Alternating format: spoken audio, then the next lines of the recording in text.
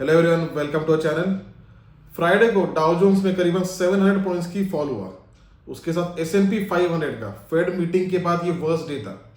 और जो US 10 year bond yield है वो 2023 के बाद सबसे बड़ा स्पाइक फ्राइडे को हुआ। और इन सब रीजंस के कारण गिफ्ट निफ्टी भी अगर देखा जाए तो 180 पॉइंट्स फॉल दिखाई दे रहा है, 180 पॉइंट्स डाउन दिखाई दे रहा है। तो बेसिकली मार्केट में कौन से पैनिक की सिचुएशन आए हैं और इस वीक में इतनी बड़ी गिरावट क्यों हुई और आगे जाके क्या हो सकता है और उसको कैसे डील करना चाहिए, उन सारी चीजों का भी इस वीडियो में हम डिस्कस करेंगे। पहले हम ये देखेंगे कि पिछले वीक में हमने क्या कहा था। पिछले वीक में अगर देखा जाए तो काफी जो लोग थे 90% ये थे कि काफी बड़ा फॉल हो चुका है और यहाँ से बाउंस बैक आएगा, मार्केट वापस पॉजिटिव हो गए। क्योंकि जो एफआई का जो डेटा दिखाई दे रहा था, एफआई का डेटा ये दिखाई दे रहा था कि सेलिंग जो थी वो कुछ हद तक कम हो रही थी। मतलब जो सेलिंग के जो नंबर्स थे एफआई के, वो पहले 8,000, 10,000, 9,000 ऐसे आ रहे थे, फिर बाद में वो 2,000, 2,500 ऐसे आने लग गए थे। और उसका जब आपको एक एक्सपेक्टेशन होता है कि मार्केट बुलिश रहना चाहिए, तो आप किसी भी चीज को, किसी पॉजिटिव खबर को इमीडिएटली पकड़ लेते हो, क्योंकि वो आपके जो इमेजिनेशन होता है उसको रिलेट करता है। क्योंकि आपके दिमाग में है कि आपको मार्केट ऊपर चाहिए, तो आप क्या ढूंढते हो कि यार क्या कौन से रीजन है। तो उस रीजन को पकड़ के काफी लोगों ने ये सोचा था कि मार्केट पॉजिटिव होने वाला है। लेकिन हमारा अगर वीडियो आप देखोगे तो हमारा पहले से यही था कि मार्केट में फॉल और गिर सकता है, मार्केट और आ सकता है। और हमने जो इस वीक का जो बॉटम की लेवल दी थी वो 23,500 दी थी और 23,431 पर मार्केट ने क्लोज किया। और उसी के साथ हमारी जो कॉल सर्विस भी थी उसमें भी हमें पुट साइड पर ज्यादा थे और शॉर्ट साइड पर करना वही ज्यादा मोटिव था। हालांकि अगर देखा जाए तो काफी लोग बाई कर रहे थे, मतलब जैसे जैसे नीचे मतलब ओपनिंग होती थी मार्केट को में बाय करते थे और उसके कारण बहुत बड़े बड़े लॉसेस होते थे। लेकिन हमारी जो स्ट्रेटेजी थी वो पहले से यही थी कि जैसे ऊपर मौका मिलता है वैसे शॉर्ट करना होता है। तो इन सारी स्ट्रैटेजी के पीछे रीजंस क्या थे? तो रीजन यही थी, जो डेटा जो दिखाई दे रहा था वो अभी तक ऐसे नहीं दिखाई दे रहा था कि मार्केट पॉजिटिव हो चुके हैं या फिर मार्केट पॉजिटिव हो सकते हैं आगे जाके। क्योंकि अगर देखा जाए कुछ भी थोड़ी भी अगर इंक्लाइन आता था या फिर जो डेटा निकल के आते थे वो हमेशा खराब आ रहे हैं। अगर जीडीपी डेटा खराब आ रहा है, अगर बैंक्स का जो डेटा निकल के आ रहा है वो अगर खराब आ रहा है, सिर्फ अभी अगर देखा जाए तो फ्राइडे को टीसीएस की जो न्यूज आई वो कुछ हद तक पॉजिटिव उसको माना गया। लेकिन अगर देखा जाए तो एक सिर्फ निफ्टी आईटी ऊपर होने के बाद बावजूद वो क्या कर सकता है, क्योंकि सिर्फ एक आईटी ऊपर थी, बाद में एफएमसीजी नीचे थी, बैंक्स नीचे थे, मिड कैप नीचे थे और हर एक स्टॉक, स्मॉल कैप, हर सब सेक्टर जो थे वो नीचे रन कर रहे थे। तो ऐसे रीजंस में कभी भी एक सेक्टर इसको इतना पुल नहीं कर सकता कि मार्केट ऊपर रहेगा। और स्टार्टिंग में सुबह क्या हुआ फ्राइडे को, तो ये हुआ कि मार्केट में जब फॉल हुआ उसके बाद में पूरी रिकवरी आई। लेकिन उसके बाद ये एक्सपेक्टेड था कि जो आफ्टरनून जो सेशन होगा उसमें वापस एक सेलिंग सेशन आएगा और उसे क्या नाम शॉर्ट साइड पर अपने पोजीशन बनाए थे और उसमें कुछ हद तक अच्छे पोजीशंस या फिर अच्छे प्रॉफिट्स हमें हासिल हुए। और फ्राइडे को क्लोजिंग को वापस ये एक डेटा निकल के आया जिसमें कि यूएस मार्केट्स काफी नीचे थे और हमने हमारे टेलीग्राम ग्रुप में डाल दिया था कि पोजिशनल ट्रेड अभी मत लीजिए क्योंकि काफी बड़े लॉसेस हो सकते हैं। अगर लेना है तो आप हेज में ले सकते हो, लेकिन वन साइड अगर आप लोगे तो काफी रिस्की हो जाएगा। और उसी के साथ जो जॉब्स का जो डेटा निकल के आया, मतलब जो यूएस पेरोल जो निकल के आए, वो नए जो जॉब्स रहेंगे उसकी जो एक्सपेक्टेशन था वो करीबन 1,55,000 की एक्सपेक्टेशन थी। लेकिन आया कितना है नंबर आया है 2.5 लाख के ऊपर। मतलब 1,55,000 की एक्सपेक्टेशन थी और जॉब्स निकल के कितने आए पेरोल, तो वो 2,55,000 आए। तो ये वैसे अगर देखा जाए तो ये इकोनॉमी के लिए काफी अच्छी खबर है। लेकिन फिर वापस जैसे हमने पिछली बार भी डिस्कस किया था कि इकोनॉमी के लिए जो पॉजिटिव खबर आएगी यूएस में वो उनके स्टॉक मार्केट के लिए काफी बुरे माने जाएंगे। क्योंकि इसके बाद अभी ये सोचा जा रहा है कि जो इंटरेस्ट रेट जो कट होने वाले थे या फिर 2 से 4 बार जब इंटरेस्ट रेट का कट होना एक्सपेक्टेड था, वो अभी ऐसे लग रहा है कि अगर इकोनॉमी इतनी अच्छी बढ़ रही है या फिर इकोनॉमी अगर इतनी डेवलप कर रही है तो गवर्नमेंट या फिर जो फेड है वो फेड रेट्स को कट नहीं करेगी। और फेड अगर इंटरेस्ट रेट्स को कट नहीं करेगी तो यूएस मार्केट्स बढ़ेगी नहीं और उसी के कारण हमें इतना बड़ा फॉल यूएस मार्केट्स में दिखाई दिया।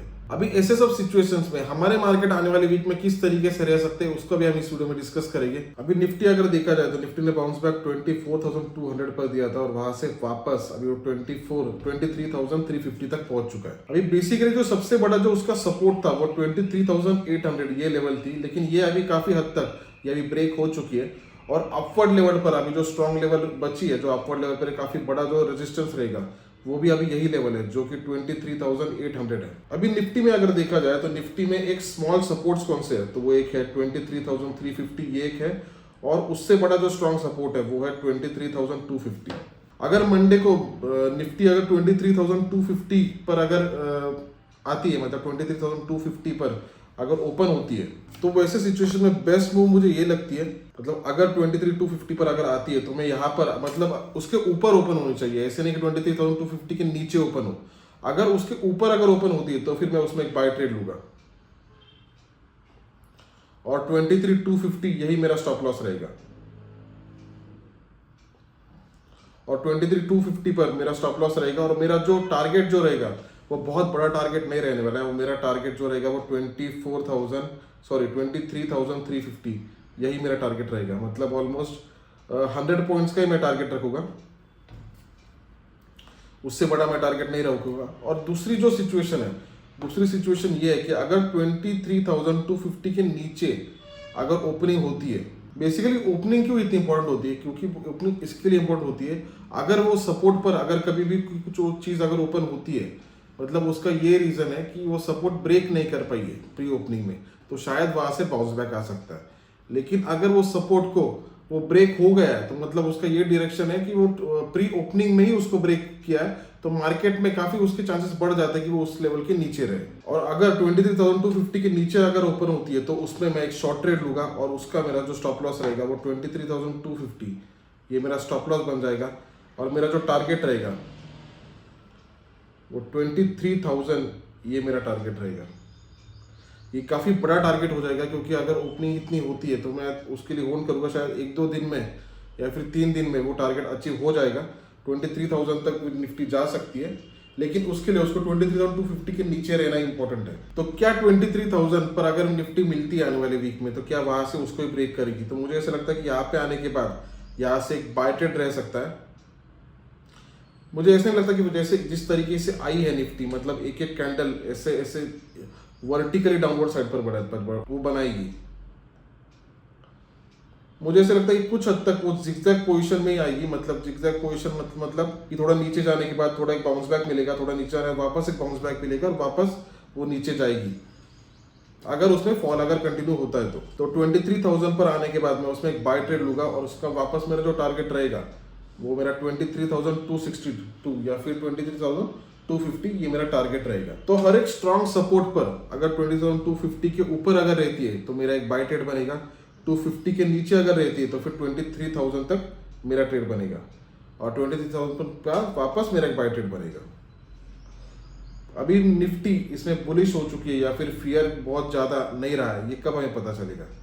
ये बेसिकली तभी पता चलेगा जबकि ये 24,000 को ब्रेक करेगी, मतलब करीबन जो ये जो लेवल है इसको ये जब तक ब्रेक नहीं होती तब तक पूरी तरीके से पुलिस नहीं हो चुकी, मैं ये मानूंगा। लेकिन इस सिचुएशन में 23,800 भी अगर ब्रेक होती है अपवर्ड साइड पर, तो कुछ हद तक जो फियर है वो कम हो चुका है, ऐसा मेरा एक अंदाज रहेगा कि 23,800 अगर ब्रेक होता है तो ऐसा लगेगा कि कुछ हद तक यहाँ पे स्ट्रेंथ आ सकती है, और 24,000 के ऊपर अगर सस्टेन होता है तो फिर मुझे ऐसे लगता है कि वापस आने वाले टाइम में फिर वो वापस 25,000 या फिर 24,500 तक तो पहले जा सकता है।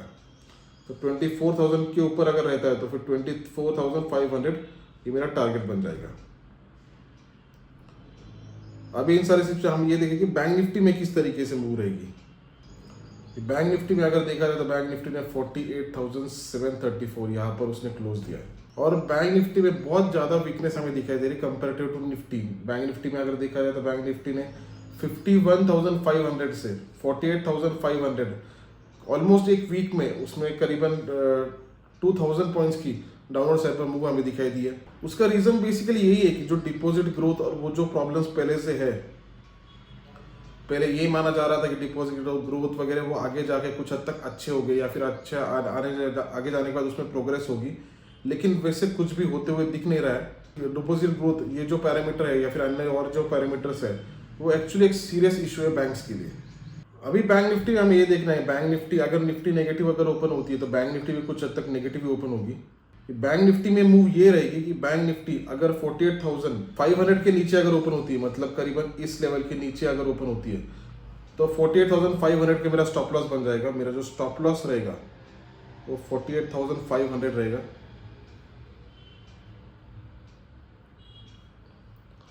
और मेरा जो टारगेट रहने वाला है वो 48,000 ये लेवल मेरा टारगेट बन जाएगी।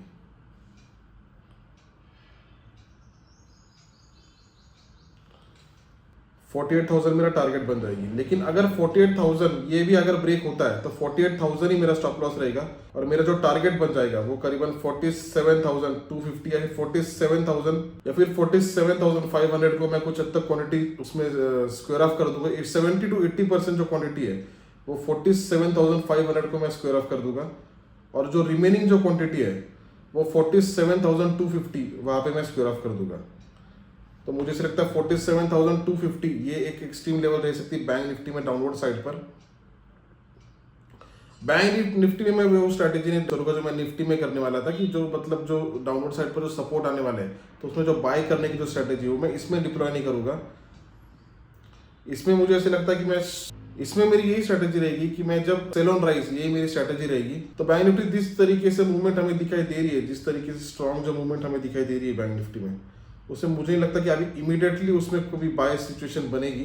बाय सिचुएशन मुझे तभी लगेगी कि इसमें बाय कर सकते हैं हम अगर वो इसके बाद वापस 50,000 अगर ब्रेक होता है तो फिर मैं 50,000 के स्टॉप लॉस के साथ मैं उसमें ट्रेड करूंगा और 50,000 के स्टॉप लॉस के बाद मेरा जो वापस जो टारगेट रहेगा वो वापस ये जो रेजिस्टेंस की जो लेवल है जो कि करीबन ऑलमोस्ट 51,000 है तो वो मेरा टारगेट बन जाएगी। मतलब अगर 50,000 के ऊपर अगर रहता है तो 50,500 को आप 50% क्वांटिटी जो है वो स्क्वायर ऑफ कर दीजिए और जो 50% जो क्वांटिटी है वो आप 51,000 तक आप होल्ड कर सकते हो। लेकिन वो तभी होगा अगर 50,000 के ऊपर अगर रहती है तो 50% क्वांटिटी आपकी यहाँ पे निकल गई 50,500 पर और 50% क्वांटिटी आपकी 51,000 पर निकल जाएगी। तो इस तरीके से मेरी मूव रहेगी आने वाले टाइम में निफ्टी और बैंक निफ्टी में। आई होप कि वीडियो आपके लिए बेनिफिशियल रही और आपकी ट्रेडिंग जर्नी अच्छी रही। Thank you.